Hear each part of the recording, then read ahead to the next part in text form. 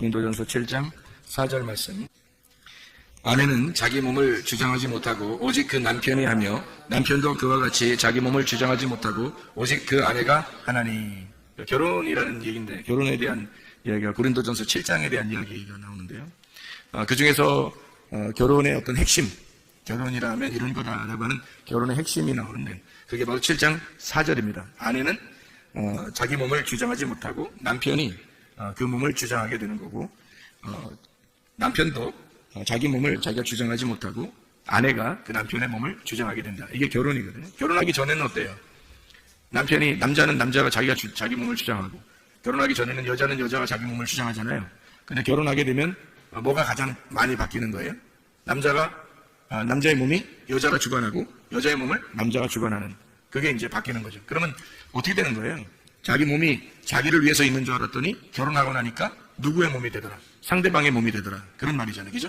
그러니까 결혼이라고 하는 게 완전히 이제까지 모든 삶을 바꾸는 행위죠. 그러니까 결혼이라는 게 사람이 누구를 만나느냐에 따라서 사람이 달라지는데, 그 누구를 만나느냐가 굉장히 중요한 겁니다. 왜냐하면 이제까지의 모든 인생을 완전히 바꿔가지고 인생을 다르게 살아가는 삶이 바로 결혼이기 때문에 그러는 거죠. 그래서 결혼이 굉장히 중요한데 성경은 결혼에 대한 이야기를 하고 있어요. 그래서 혼자 자기가 자기를 위해서 이렇게 살게 되면 그걸 뭐라 그래요? 이건 자기를 위로하는 것이니까 그걸 거룩이라 그렇게 말을 해요. 그래서 자기가 자기를 위해서 거룩하게 살아가는 것을 경건이라 그렇게 말합니다. 그럼 그 경건, 그 거룩이라는 건 뭘 통해서 오는가? 디모데전서 4장 5절에 보니까 말씀과 기도를 통해서 거룩해진다. 그것은 누구를 위한 거다? 자기를 위한 거다. 자기를 위한 거기 때문에 자기를 위로하기 위해서 있는 거죠. 자기를 위로해서 있는 거, 자기가 자기를 사랑하는 거, 이거를 뭐라고 그러냐면 성경에서는 거룩이라 이렇게 말하는 거예요. 자기가 자기를 사랑하는 거를 거룩이라 말하는 거고, 그럼 성경에서 말하는 사랑이라고 하는 건 뭘까요? 사랑이라고 하는 건 상대방이 없으면 의미가 없는 게 사랑이에요. 거룩은 자기 혼자 해도 되지만 사랑이라고 하는 건 혼자 할 수 없는 거예요. 상대방이 반드시 있어야 사랑할 수 있는 거거든요. 그래서 너희가 하나님을 정말로 사랑하라. 하나님을 몸과 마음을 다하여 정성을 다하여 하나님을 사랑하라. 그게 뭐예요? 이게? 그렇게 사랑하라는 게? 뭐 할 때 그 사랑하라는 거예요? 예배할 때 사랑하라는 거예요. 예배. 그러니까 자, 봐봐. 너희의 몸과 마음과 정성을 다해서 뭐 어떻게 하라고? 사랑하라고. 사랑한다는 거, 뭐 어떻게, 뭐 할 때 그 말을 쓰는 거예요?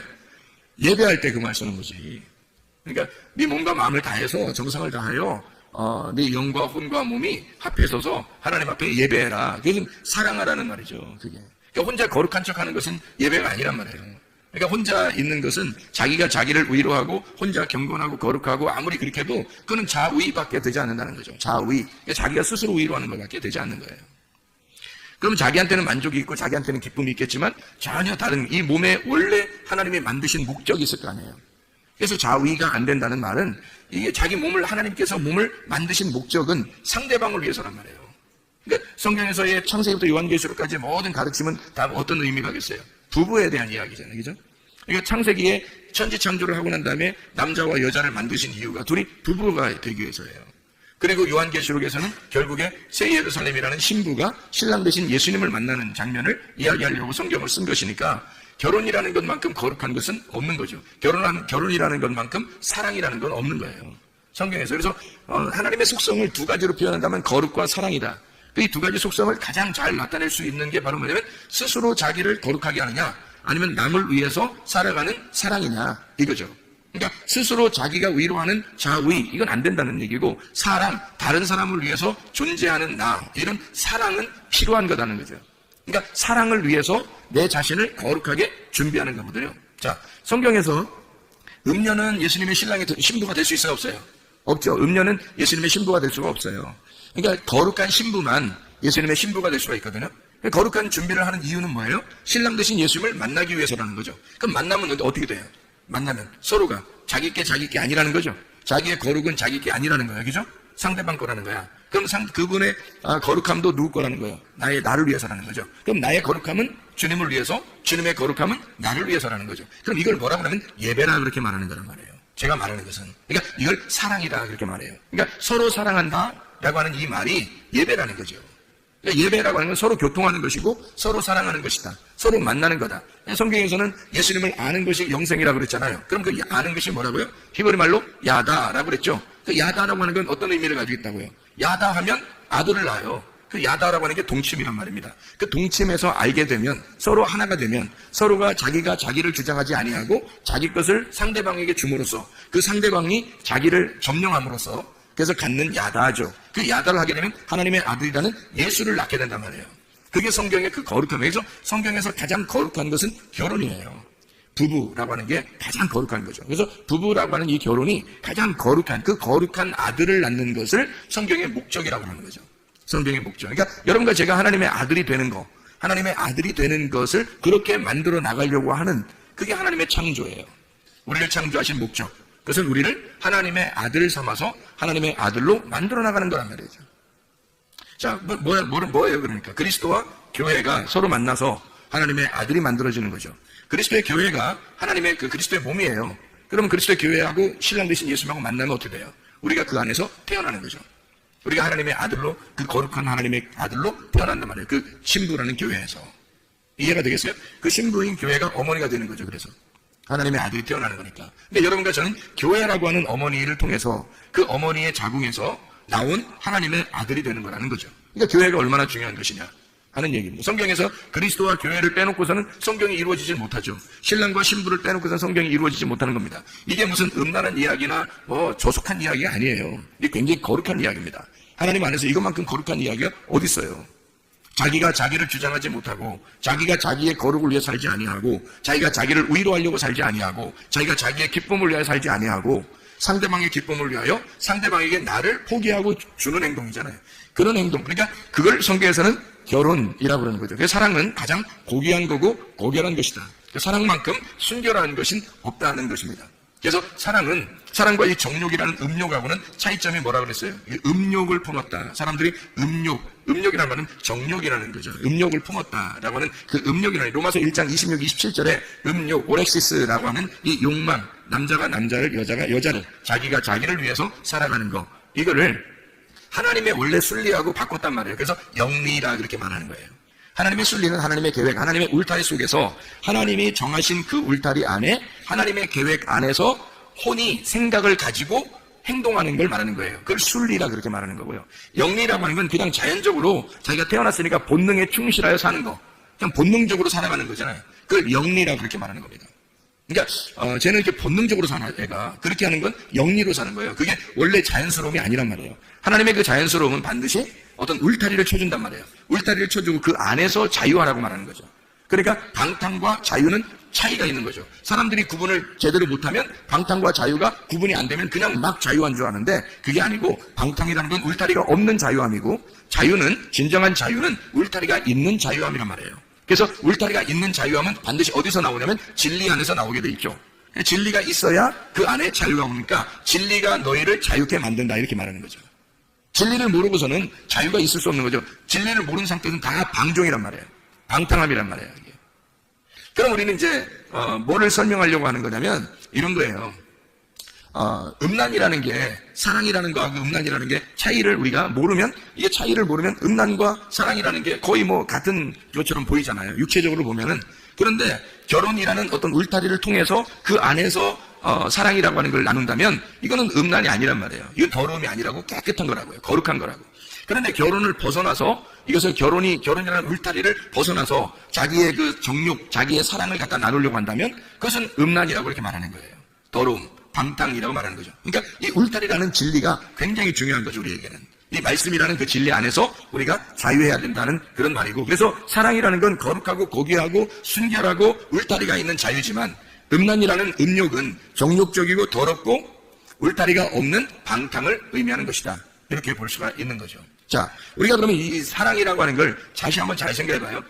예배라고 하는 게 뭐라고요? 결국엔 사랑이라고요. 근데 그 사랑을 내가 나를 사랑하는 사랑이 아니라 내가 남을 사랑하는 사랑이 진짜 예배라는 얘기죠.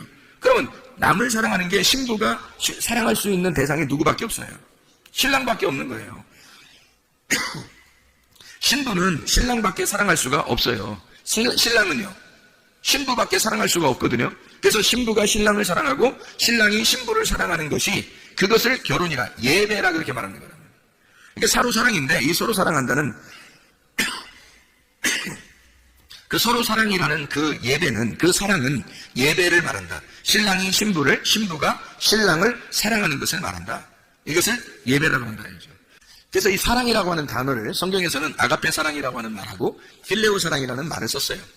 그럼 아가페 사랑이라는 말하고 필레오라는 사랑은 사람들이 보통 어떻게 알고 있어요? 아가페 사랑은 일방적인 사랑을 말해요. 한 사람이 다른 사람을 일방적으로 사랑하는 걸 아가페 사랑이라고 말한다고 그러죠. 그래 하나님의 사랑이라고 말해요. 그걸 그냥 혼자 있어도 사랑하는 그 사랑, 그냥 절대적인 사랑, 그게 이제 아가페 사랑이라고 그러는 거죠. 그럼 필레오 사랑은 어떤 사랑을 의미한다고 그래요? 서로 사랑을 의미한다고 그러죠. 그러면 이쪽을 사랑한다면 반드시 그 사랑을 받는 사랑, 사랑을 받으면 반드시 사랑을 해주는 사랑. 그래서 사랑을 받고 사랑을 해주는 그 사랑을 필레오 사랑이라 그렇게 말해요. 그러면 아가페 사랑과 필레오 사랑에서 어떤 게 더 사실은 완성적인 것이냐 하면 아가페 사랑이 필레오가 되면 더 완전한 사랑이 되죠. 완성된 사랑이 되는 거죠. 그래서 예배라고 하는 것은 실제로는 하나님이 아가페 사랑에서 우리에게 오는 것은 어떤 면에서 일방적인 거죠. 그는 우리가 그 사랑을, 아가페의 사랑을, 예수님이라는 그 아가페의 사랑을 깨달았어요. 깨닫고 베드로가 요한복음 21장에 예수님을 두 번째 만나고서 그가 필레오 사랑한다고 고백할 때 그 사랑을 깨달았다는 얘기는 어떤 사랑을 깨달았다고요? 당신이 나를 위해서 죽으신 그 아가페 사랑을 깨달았습니다 하는 그 필레오 사랑합니다 라고 고백했던 그 베드로의 사랑이라고 하는 게 어떤 면에서는 예배라는 거죠. 그게 예배. 그러니까 예수님께서 나를 위해서 죽으신 그 사랑을 내가 깨닫고 내가 당신을 이제 드디어 사랑하게 되었습니다 라는 그 사랑은 이제 일방적인 사랑이 아니라 당신과 나의 사랑인데, 나는 당신을 위해서 사랑하게 돼 있고 당신은 나를 위해서 사랑한다는, 당신은 나를 위해 사랑했고 나는 당신을 위해서 사랑하겠습니다 라고 하는 고백이 필레오 사랑이겠죠. 그럼 그 말이 예배라는 얘기입니다. 서로의 사랑이고 서로를 위해서 내 몸은 당신을 위한 것이고 당신의 몸은 나를 위한 것입니다 라고 하는 그 결혼의 관계, 신랑과 신부의 그 관계를 설명해주고 있는 거죠. 그게 바로 뭐냐면 예배라고 하는 겁니다. 그 야다, 게노스코라고 하는 그 안다라고 하는 것은 실제로 몸과 마음으로 깨달아 아는 것을 의미하는 것이니까 이것은 스스로 위로하는 자위가 아니라 진짜 사랑이라는 거죠. 하나님과 우리와의 진정한 사랑, 그 필레오의 사랑, 예배가 성립된 서로의 사랑, 서로 통하는 사랑, 통했느냐 할 때 그 서로 통하는 사랑, 그 서로 관계가 있는, 서로 통하는 사랑을 말하는 것입니다. 그래서 룻이라고 하는 사람이 친구라 그랬죠. 친구, 룻이라는 여자의 이름이 친구라 그래요. 그러면 룻이라는 사람과 보아스의 만남은 어떤 관계의 만남이라고요? 친구의 만남의 관계라고 해요. 그럼 친구는 어때요? 비밀이 있어요? 없어요? 없어요. 비밀이 없다는 말은 비밀이 벗겨졌다는 얘기고 이게 진리가 드러났다는 얘기거든요. 진리라고 하는 건 비밀이 사라졌다는 게 진리예요. 진리는 뭔가 감추어져 있는 것이 더 이상 감추어지지 않았다라는 게 진리라는 말이거든요. 그러면 반대로 거짓은요. 감추어져 있다. 아직도 깨닫지 못했다. 아직 모르겠다. 내가 저 사람을 모르겠다라면 거짓이란 말이에요. 그러니까 거짓은 뭔가 감추어져 있는 걸 거짓이라 그러고 진리라고 하는 것은 뭔가 드러난 것을 진리라 그렇게 말하는 거거든요. 자, 친구는 거짓이라는 비밀이 없어요. 이렇게 감추어진 게 없는 걸 친구라고 그런다고. 요한복음 15장 13절부터 17절까지 말씀하는 거죠. 예수님이 우리를 갖다가 뭐라고 했다고? 친구라 그렇게 말했다고. 너희에게는 종이라 하지 않으니까 너와 나는 비밀이 없다 이렇게 말해요. 그러니까 비밀스러운 게 없으면 진리 가운데 있는 거고, 진리는 우리를 자유하게 하는 거고, 그 진리라는 울타리를 통해서 그 안에서 마음껏 사랑하자라고 하는 게 주님과 우리와의 사랑이고, 그게 예배라는 것입니다. 예배가 그만큼 소중한 거고 그만큼 아름다운 거고 그만큼 사랑스러운 거예요. 그러니까 예배라고 하는 걸 모르면 사랑을 나누는 예배가 안 되고 그냥 억지로 막 힘들지만 내가 와서 참여해서 예배를 드려야 하는 그런 율법적인 예배가 되겠죠. 그 말은 서로 사랑이 안 되는 거죠. 아직 통하지 않은 겁니다. 아직 예수님의 그 마음과 통하지 않은 거예요. 하나님의 마음을 모르고 그냥 일방적으로 예배를 드리는 거죠. 자기가 그냥 옳다고 생각하는 거, 자기는 그냥 이것이 옳다라고 생각해서 이렇게 하면 되겠지라고 생각하는 자기의 정답이 있는 거예요. 마태복음 5장에 보면 그런 말씀이 있죠. 5장 29절 30절의 말씀에 보면 오른 눈을 빼고 또 오른 손을 찍어내버려라 그런 말이 있어요. 그리고 천국에 들어가는 게 더 낫다 그런 말이 있거든요. 그 오른이라는 게 뭐예요? 오른이라는 게 옳다는 말이거든요. 옳다는 말. 그러니까 네가 옳다고 생각하는 거, 너의 율법, 너의 말씀, 네가 생각하는 진리, 네가 생각하는 거, 하나님이 생각하는 게 아니라 네가 생각하는 진리, 네가 생각하는 옳다는 율법, 네가 생각하는 계명, 네가 생각하는 거 옳다고 생각하는 그거를 찍어내버리라는 거죠. 그걸 찍어내버리면 실제로 옳은 눈으로 오시는, 옳게 오시는, 옳은 손으로 오시는, 옳은 눈으로 오시는 그 주님이 너의 것이 될 것이라는 거죠. 나의 옳은 것을, 내가 옳다고 생각하는 옳은 눈과 옳은 손을 빼버리고 찍어내버리면, 그러면 주님께서 나의 오른눈이 되시고 주님께서 나의 오른손이 되셔서 내가 잃어버린 그 자리를 주님이 채우신다는 거죠. 그게 진리입니다. 그러니까 내가 가지고 있는 것들을 뽑아버리는 거, 내가 가지고 있는 진리의 눈, 이거를 뽑아버려. 내가 생각하는 그 진리의 손을 찍어버려. 그러면 주님께서 원하시는 주님이라는 진리의 눈, 주님이라는 진리의 손이 나를 그 진리의 눈과 진리의 손을, 옳은 눈과 옳은 손을 갖게 된다는 거죠. 그러면 이게 어떤 얘기할 때 이게 나온 거예요? 이게 어떤 얘기할 때? 마태복음 5장 29절 30절 말씀에 뭔 얘기하다가 이런 얘기했어요? 가늠한 거 하지 말라고 할 때 이런 얘기하거든요. 가늠하지 말라 할 때 이 얘기하는 거예요. 가늠하는 거에 대해서 얘기하다가. 그럼 가늠하다는 것은 마태복음 5장 21절에는 뭐라고 그래요? 살인하지 말라 그렇게 말하죠. 마태복음 5장 27절에는 가늠하지 말라 그러거든요. 성경에서 가장 대표적인 율법, 가장 대표적으로 우리에게 가장 대표적으로 하지 말라는 게 뭐냐면 살인하지 말라는 말하고 가늠하지 말라는 얘기거든요. 그러면 살인하지 말라, 가늠하지 말라, 이게 왜 그럼 그 두 가지가 이렇게 같이 써 있죠? 그게 우상숭배이기 때문에 그런 거예요. 예배가 잘못되면 우상숭배가 되잖아요. 그렇죠? 예배가 잘 되면 하나님 앞에 예배 드리는 것이 되는데 예배가 잘못되면 다 우상숭배가 되어버리죠. 그러니까 우상숭배하지 말라는 말이에요, 이게. 그러니까 살인하지 말라, 우상숭배하지 마라, 간음하지 마라, 우상숭배하지 말라는 얘기예요. 이게 결국에는 하나님이라는 그 진짜 남편을 버리고 다른 남편 따라가지 말라는 얘기예요. 그러니까 하나님 앞에 다른 남편 따라가, 하나님 앞에서 네가 다른 남편 따라가면 간음이죠. 다른 남편을 위해서 섬기게 되면 우상숭배가 되죠. 제사가 되죠. 그게 살인이라는 거죠. 하나님은 어떤 동물을 잡아들이라고 하나님이 원하시는 게 아니잖아요. 예수 그리스도라는 자기가 아들을 갖다가 우리를 위해서 아들을 선물로 주신 그 선물을 가져오라는 거 아니에요. 그 아들, 자기가 우리에게 주신 그 아들을 가져오라는 거거든요. 그걸 예배라고 하는 거예요. 근데 사람들은 동물을 하나 잡아서 드리면 그게 예배인 줄 알았다는 사람들이, 구약에서는. 그래, 그걸 뭐라고 하냐면 연기를 피운다, 제사 드린다, 희생제사 한다. 이게 뭐냐면 살인이라는 단어거든요. 그 살인이라고 하는 게 희생제사란 말이에요. 간음이라고 하는 건 다른 남편 따라가는 거고요. 그래서 하나님인 줄 알고 다른 남편을 갖다 열심히 섬겨, 이게 바알 숭배예요. 하나님인 줄 알고 열심히 섬겼는데 그게 자기들은 열심히 섬긴다고 했는데 그게 알고 보니까 바알 숭배가 되어버리는 거죠. 바알을 따라. 바알이라는 단어가 뭐냐면 남편이라는 단어거든요. 그러면 하나님이 바알 숭배한 사람들 왜 자꾸 이렇게 책망하고 저주하고 그들을 갖다가 이렇게 심판하고 그러죠? 바알이라는 그들은 자기들이 그게 남편인 줄 알고 하나님인 줄 알고 그렇게 섬긴 거거든요. 그게. 근데 하나님은 그 바알이라는 것을 갖다가 섬기지 말라는 거예요. 책망하고. 왜 그렇게 말하냐면 바알이라고 하는 게 남편은 남편인데 다른 남편인 거죠. 하나님이라고 하는 남편은 원래 보이질 않아요. 근데 사람들이 보이지 않으니까 보이는 남편을 따라가는 거라고. 보이는 남편을 따라가서 그 바알이라는 것을 남편인 줄 알고 하나님인 줄 알고 따라가 섬긴 거예요. 그걸 하나님께서는 뭐라고 그러냐면 그걸 살인한 것이다. 너희들이 예배드린 것은 다 살인한 것이다. 그것이 간음이다. 그것은 우상숭배에 해당하는 것이다. 진정한 예배를 드린 게 아니고 영적인 예배를 드린 게 아니다. 영과 진리로 예배를 드려야 하나님 받아주시는데 이런 잘못된 살인 그리고 잘못된 간음을 통해서 하나님 앞에 우상숭배로 예배를 드린 것이다. 예배가 성립되지 않았다는 얘기입니다. 자, 어떤 게 그럼 예배라는 거예요? 하나님이 원하시는, 하나님이 기뻐하시는 예배라는 건 뭘 예배라고 그러는 거예요, 그럼? 자, 살인하지 말라, 간음하지 말라가 이게 예배를 제대로 드려라는 얘기고 우상숭배하지 말라는 얘기인데, 그러면 이거 진짜 예배는 어떤 거냐고, 그럼? 진짜 예배는요? 진짜 예배는 어떤 거예요? 룻이 보아스를 만나서 사랑하는 걸 진짜 예배라 그러는 거라고요. 그러니까 제대로 룻이 보아스를 알고 보아스가 룻을 아는 거, 서로 야다하는 거예요. 예수님이 나를 알고 내가 예수님 아는 거, 그 진리 가운데 그분을 알게 된 거, 그거를 예배라 그렇게 말하는 거라고요. 그러니까 그걸 모르는 거는 열심히 우리가 희생제사하고 간음하고 이렇게 바알 숭배하고 하나님이라고 믿고 이렇게 하는데 그게 다 우상숭배라는 거죠. 잘못된 예배를 드린다는 거예요. 진정한 예배는 뭐냐면 하나님을 아는 거예요. 룻이 보아스를 아는 거, 보아스가 룻을 아는 거. 둘이 한 밭에서, 같은 밭에서 만나서 서로 사랑을 나누는, 서로 알게 된 것, 그것을 예배라 이렇게 말하는 거죠. 그러니까 예배라고 하는 것은 아주 단순합니다. 하나님을 아는 걸 예배라 그렇게 말하는 거예요. 하나님은 우리에게 자기를 알려주기를 원하시고, 우리는 하나님께서 우리를 잘 아시고 우리도 주님을 잘 알기를 원하셔요. 다시 말하면 둘이 사랑하기를 원하시는데, 하나님은 나를 위해서 자기 몸을 주시고요. 그러면 우리는 어떻게 돼요? 나는 하나님을 위해서 내 몸을 드려야 된다는 거죠. 자, 내 몸이 내 거가 아니라 누구 거라고요? 아내는 내 몸이 내 거가 아니라 누구 거예요? 남편 거라고요. 남편은 자기 몸이 자기 게 아니라 누구 거예요? 아내 거라고요. 그러면 그리스도께서는 나를 위해서, 그 신랑 되신 그리스도는 나를 위해서 자기 몸을 주셨고, 나는 내 몸을 누구를 위해서 드려야 돼요? 예, 그리스도를 위해서, 신랑 되신 그리스도를 위해서 내 몸을 드려야 된단 말이에요.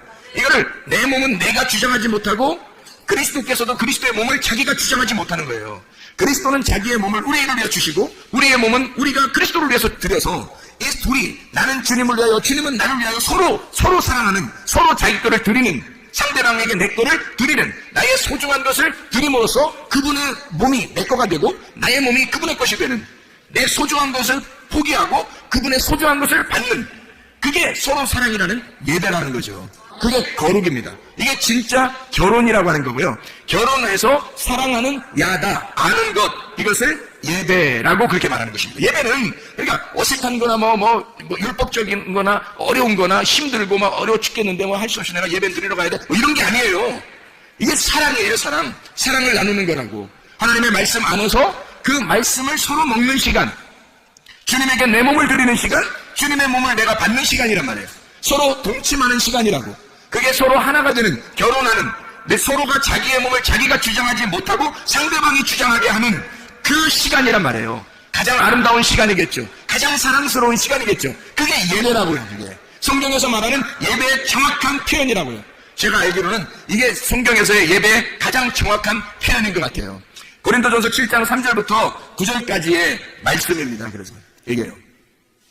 서로 사랑하는, 자기가 자기를 사랑하는 게 아니라 상대방을 위하여 자기를 드리는 사랑, 이게 진정한 사랑이다 라고 하는 것을 우리에게 말하고 있는 거죠.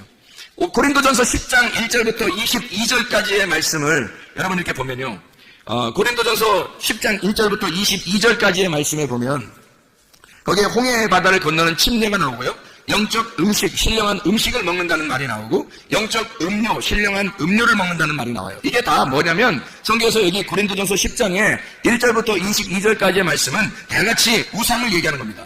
너희가 신령한 음식을 먹고 신령한 음료를 마시고 그리고 이 침례를 너희가 받았다 할지라도 그것은 다 무슨 행위냐면 외적인 우상 숭배라는 겁니다. 그건 형상이라는 거죠. 우상이라는 겁니다. 형상. 그건 하나의 그림자예요. 그림자라고 하는 이 형상은 세메이온이라고 그래요. 이거 표적이라고 그럽니다. 사람들이 기적을 따르고 뭐 이적을 따르고 어떤 표적을 따른다는 그 표적을 통해서 하나님은 반드시 뭔가를 가르쳐 주려고 그러는 거예요. 예를 들어서 소경의 눈을 떴어요. 그러면 소경의 눈이 뜬 것은 뭐를 설명해 주게 하는 것 같아요. 여러분이 성경에서 보면 반드시 진리의 눈이 가려졌던 것이 진리가 열어졌다는 것을 알려주려고 하는 거거든요.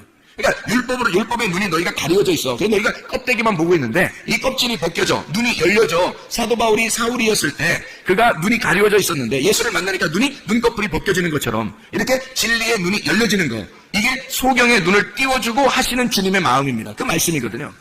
이것은 그러니까 소경을 눈을 뜨게 한다는 건 뭐예요? 그거는 진짜 진리를 보게 하는 거예요? 아니면 그거를 알려주는, 이런 것이 있다고 알려주는 세메이온, 어떤 표적이에요. 표적이라고요. 그래서 기적을, 예수님이 가는 곳마다 기적을 일으키고 표적을 일으킨 이유는 바로 그걸 통해서 진리의 말씀을 설명하고자 한 것이었습니다. 그런데 사람들은 그 표적을 따라요. 그 세메이온을 따라간다고요. 그게 바로 뭐냐면 손가락과 같은 거거든요. 세메이온이라는 건 손가락과 같은 거예요. 꽃을 이렇게 지시할 때, 이게 지적할 때 내가 손가락으로 꽃을 이렇게 지적하잖아요. 그러면 이 손가락을 사람들이 쳐다보면 되겠어요? 손가락이 지시하는 꽃을 쳐다봐야 되겠죠. 꽃을 쳐다봐야 되는데 손가락을 보고 있다고 사람들이. 자, 태양이 있는 것은 손가락과 같은 거거든요. 태양이 있는 것은 빛이 있다는 걸 알려주려고 그러는데 태양만 사람들이 아주 좋아한단 말이에요. 그러면 태양 숭배가 되는 거예요. 그러니까 손가락으로 꽃을 가리켰는데 꽃을 쳐다봐야 되는데 이 손가락을 바라보면 손가락 우상이 되는 거란 말이에요, 이게. 여러분, 여기에 목사를 세워놨어요. 목사를 바라보고서 구원받는 게 아니거든요. 목사를 통해서 누굴 쳐다보라는 거예요. 이 손가락이라는 목사를 통해서 누구를 바라보라고, 실체이신 예수님을 만나라고 그러는 거거든요. 예수님을 쳐다보라고 중간에 손가락을 둔 거예요. 손가락으로 가리키는 거거든. 그게 손가락 같은 게 그림자 세메이온이에요. 저도 여러분 앞에 서 있는 표적이라고요, 이게. 그러니까 표적을 따라가거나 표적을 믿거나 하는 게 아니라고요. 표적을 통해서 반드시 실체를 만나야 된다고요. 태양을 통해서 빛을 만나야 되는 것처럼 세메이온이라고 하는 이 그림자, 다시 말하면 광야에서 사람들이 신령한 음료를 마셨어요. 침례를 받았어요. 홍해 바다를 건넜어요. 그리고 막 40년 동안이나 계속 내려오는 만나를 먹었어요. 그리고 신령한 음료를 또 막 마셨어요. 그렇게 하면서도 그들은 광야에서 다 죽었어요. 왜? 성경에서는 고린도전서 10장의 1절부터 4절에 계속 1절부터 22절까지 설명해서 왜 그런 이야기를 하나요? 이 표적을 통해서 그들이 표적을 맛보았지만 그러면 광야에서 다 죽었다. 너희들에게 이것이 본보기가 되어서 우리에게 와 있다는 거예요. 그래서 이 본보기에 대한 이야기를 하면서 나중에 뭐라고 얘기하냐면 고린도전서 10장 1절부터 22절까지 쭉 설명하면서요. 뭘 설명하냐면 너희가 우상을 따랐다는 거예요. 그게 형상을 따라갔다는 거예요. 셈의 형을 따라갔다는 거예요. 그림자를 따라갔다는 거예요. 그 표식을 따라갔다는 거예요. 그렇게 하는 것 자체가 주의 만찬도 마찬가지라는 겁니다. 주의 만찬도 떡과 포도주를 먹으면서 이게 무슨 예수님의 살이요 예수님의 피다 그러면서 그걸 갖다 먹고 마시면서 그렇게 먹고 마셨으니까 나는 주님과 함께 있겠지라고 하는 그렇게 생각하는 사람들도 있다는 거죠. 그게 아니라는 겁니다. 다시 말하면 그것도 역시 손가락에 불과하다. 그것도 태양에 불과하다. 그거 역시도 우상에 불과하다는 겁니다. 자, 생각해 보세요. 빛이신 그리스도를 그 실체를 알아야 그 실체를 만나야 그 목적을 가지고 성경을 써놨는데 이 성경책이 거룩한 줄 알고 성경책만 바라보고 살면 되겠느냐 이거죠. 안 됩니다. 성경책이 우리에게 있는 것은 무엇을 가리켜서 그 가리키는 손가락을 보고 살게 하는 것이 아니라 이걸 통해서 실제로 이 안내문 여기 있는 제품 설명서죠. 이게 이 성경책이 제품 설명서와 같은 거예요. 근데 그 제품을 갖다 사용해야지 설명서만 쳐다보고 살면 되겠습니까? 말이 안 되죠. 이게 설명서라고요. 하나님을 만나서 어떻게 살아야 되는지에 대한 설명서란 말이에요. 그러니까 하나님 만나는 게 훨씬 더 중요한 거죠. 그게 실체지. 우리는 어떤 우상을 숭배하는 그런 예배를 드리는 사람들이 얼마나 많은가. 실제로 주님 만나는 것이 아니라 주님과 사랑을 나눠야 되는데 주님과 사랑을 나누려고 하는 게 아니라 뭔가 이상하다 이 말이에요. 뭔가 다른 게 자꾸 표적을 따르고 기적을 따르고 손가락만 쳐다보고 앉아있다는 거죠. 그게 이상하다는 거죠. 진짜로 못 만났다는 거죠. 자, 생각해보세요. 하나님이 어떤 형상을 가지고 있어요? 안 가지고 있어요? 안 가지고 있어요. 하나님의 형상이 없단 말이에요. 하나님의 명이고 진리이기 때문에 형상이 없어요. 하나님의 모양이 없으니까, 그런 형상이 없으니까 누가 내려왔어요? 하나님이라는 분을 있다고 알려주려고 누가 내려왔어요? 예수님이 내려왔다고요. 예수님이 내려왔는데 예수님은 누구의 형상이에요? 하나님의 형상이라고. 하나님의 형상이 예수님이라고요. 그러니까 이 형상은 때려 부셔야 돼, 안 부셔야 돼? 때려 부셔야 되죠. 그래서 예수님이 십자가 못 박혀 죽는 거예요. 자기 형상은 깨져야 되니까. 형상은 깨지고 누구를 설명하는 거예요? 하나님이라는 영, 보이지 않는 하나님이라는 영을 설명하는 거예요. 그리스도가 이 땅에 오신 것은 하나님 아버지를 설명하려고 오신 형상이란 말입니다. 우리는 그리스도가 부활하셨죠? 근데 그 부활하신 그리스도의 형상이 누구냐면 우리란 말이에요. 그러니까 우리를 통해서 누가 드러나야 되겠어요? 그리스도가 드러나야 되는 거죠. 우리는 그리스도의 형상이니까 그리스도를 나타내려고 나를 통해서, 나라는 우상을 통해서 그리스도라는 실제를 만나게 하려고 나라는 우상을 세우는 거죠. 우리라는 형상을, 그림자를 세우는 것은 진짜 그리스도를 만나게 하기 위한 겁니다. 그렇죠? 그럼 그리스도를 만나는 실체를 만나도록 하셔야지 자기를 갖다가 만나게 하면 안 되는 거죠. 그러니까 나는 나를 자랑해서는 안 된다는 겁니다. 그죠?